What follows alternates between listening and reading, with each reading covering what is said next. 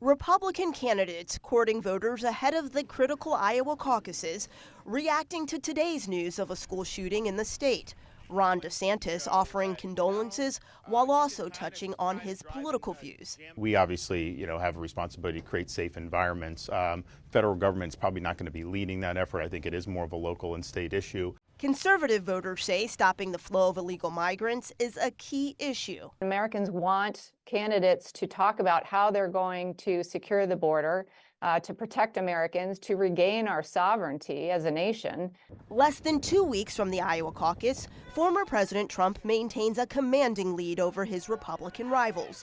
A recent poll shows he's the first choice candidate for 51% of likely GOP caucus goers, despite his mounting legal troubles.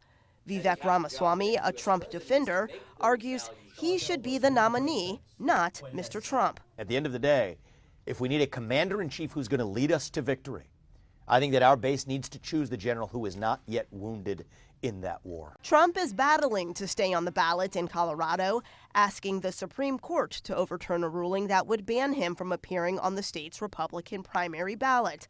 Meanwhile, President Biden is sharpening his re-election message. I think Joe Biden has a way to talk about protecting democracy as a way to provide for an economy for all people. Iowa will be the first time Republican voters will have their say.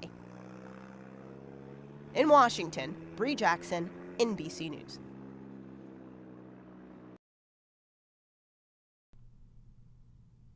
President Biden will deliver a speech on Friday recognizing 3 years since the January 6th attack on the U.S. Capitol and framing his 2024 re-election campaign as a fight for democracy. In Washington, Brie Jackson, NBC News.